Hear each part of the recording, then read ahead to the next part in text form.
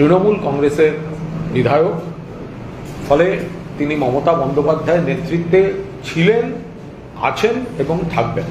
আমরা যেটুকু জানি, মাঝখানে কোনো একটা কনফিউশন, কোনো একটা ভুল ধারণা তৈরি করে তাকে একটি সই করাতে বলা হয়েছিল। উনি পরে দেখেন যে কারণে সইটি করানো হয়েছে তার সঙ্গে বাস্তবের কোনো মিল নেই।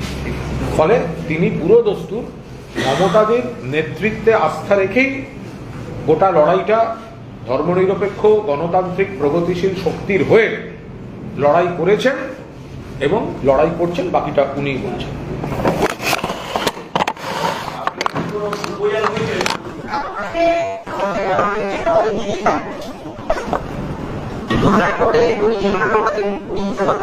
টোটাল মিথ্যে কথা।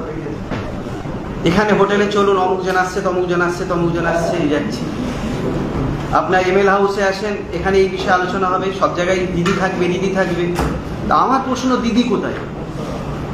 দিদি যখন আছে, দিদি কই? অভিষেক বন্দ্যোপাধ্যায় কই? আমি তো দিদি ছাড়া কিছু বুঝি না, যেহেতু আমি ফুটবল শিল্পী, একজন পিসার।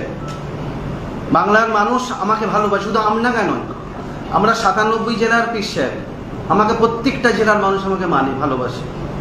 ঢুকে উনি যেভাবে বললেন, গেলাম, দিদি থাকবে যখন, আমরা সবাই, দিদি যখন আছে আমরা আছি। তারপরে দেখলাম দিদি নাই, কোনো জায়গায় দিদির কোনো গল্প নাই। আমরা তো ওনাকে চিনি না, আমরা তো দিদিকে চিনি। দিদির পোস্টার বুকে নিয়ে আমডাঙ্গায় ঘুরেছি, দিদিকে দেখে তো আমাকে ভোট দিয়েছে। আমি দিদির পাশে আগে ছিলাম, এখনো আছি এবং এভরি টাইম থাকবো।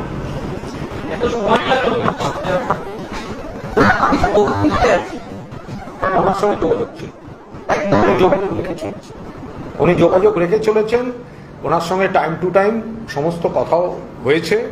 এরম নয় যে উনি কোনো যোগাযোগ বিচ্ছিন্ন। ওনার একটা কনফিউশন ছিল, ওনাকে বলা হয়েছিল যে সইগুলো হচ্ছে সেগুলো দিদির কাছেই দেয়া হবে বা এই ধরনের কিছু একটা। তো পরবর্তীকালে উনি যখন বুঝেছেন যে সইয়ের অপব্যবহার হয়ে যাচ্ছে, তো উনি খোলাখুলি সেগুলো কথা বলে। এরম নয় যে উনি মানে যোগাযোগ রাখেননি। একই কারণ দেখিয়ে দুজন। আমি একটা কথা বলছি, এই যে প্রভিশনাল অপোজিশন লিডার না, মাননীয় স্পিকার, এটা তো উনি যে সিদ্ধান্তটা নিয়েছেন, কোর্ট তো সেটাকে প্রভিশনাল বলে দিয়েছে। আমি স্পিকার সাহেবকে পূর্ণ শ্রদ্ধা সম্মান জানাই। আপনার কোনো একটা টেকনিক্যাল পক্ষপাত দোষের জন্য এই প্রভিশনালটা হয়েছে। আমি অধ্যক্ষকে বলবো যে কোর্টে যখন এই প্রভিশনাল শব্দটা এলো, এটা তো স্পিকারের রায়ের পক্ষেও অবাঞ্ছিত। ফলে আমি বলছি, অপোজিশন লিডার পোস্টটা নিয়ে ফ্লোর টেস্ট হোক এবং সিক্রেট ব্যালটে হোক। অপোজিশন লিডার পোস্ট নিয়ে অনারেবল স্পিকারের কাছে আমার অনুরোধ, আপনি বিজেপিকে সাহায্য করার জন্য রীতি বহির্ভূতভাবে আপনি দিয়ে দিয়েছেন। একটা মামলা চলছে, তার মধ্যে ঢুকছি না। আমার পার্টি কোর্টে লড়ছে, মমতা বন্দ্যোপাধ্যায়ের নেতৃত্বে তৃণমূল কংগ্রেস আইনেও লড়ছে, মানুষের মধ্যেও লড়ছে। এইবার আপনাকে মাননীয় অধ্যক্ষ পরিষ্কার বলছি, এই কথায় কথায় এরা বলছিল না ফ্লোর টেস্ট হোক, ফ্লোর টেস্ট হোক, চলুন ফ্লোর টেস্ট হোক। যারা বলছিল ফ্লোর টেস্ট হোক, চ্যালেঞ্জ অ্যাকসেপ্ট করে বলছি অপোজিশন লিডার নিয়ে ফ্লোর টেস্ট হোক এবং সেটা সিক্রেট ব্যালটে হোক। ওই শুভেন্দু বাবু না, সিক্রেট ব্যালট হোক, ফ্লোর টেস্ট হোক, চলুন দেখা যাক।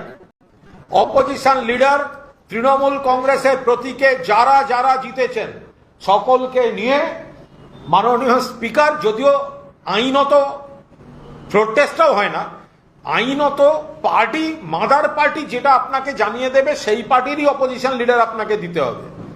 কিন্তু যারা গরম দেখাচ্ছে না, ফ্লোর টেস্ট হোক, ফ্লোর টেস্ট হোক, যারা যারা গরম দেখাচ্ছে, আরে পুরো দাড়িটা ওঠেনি, এখানে একটু বাকি সব ছড়ানো, পুরো দাড়ি ওঠেনি, সে বলছে ফ্লোর টেস্ট হোক। চ্যালেঞ্জ অ্যাকসেপ্ট করছি, ফ্লোর টেস্ট হোক, এখন যেন পিছিয়ে যাওয়ার নাটক না হয়। এবং যারা বলছিল ফ্লোর টেস্ট হোক, আমরা বললাম হোক, একটা লাইন জুড়ে দিলাম সিক্রেট ব্যালটে হোক। কখন কবে হবে স্পিকার সাহেবকে বলুন বিধানসভার এই ভবনে প্রভিশনাল ওই কি ঠিকা বিরোধী দলনেতা এত অপমান্য, স্পিকারের সিদ্ধান্তকে কোর্ট বলে দিল প্রভিশনাল, অপমানজনক। আমরা চাই না স্পিকার এর মধ্যে জড়ান। স্পিকার সাহেবের সম্মান ওপরে, তাকে একটা করে ফেলতে হয়েছে, তারও কম্পালশন থাকে, বিজেপিতে জিতে এসছেন। কিন্তু এই যে কথাটা বলেছে ফ্লোর টেস্ট হোক, চ্যালেঞ্জ অ্যাকসেপ্ট করে বলছি as early as possible date দিন, ফ্লোর টেস্ট সিক্রেট ব্যালটে। চলুন।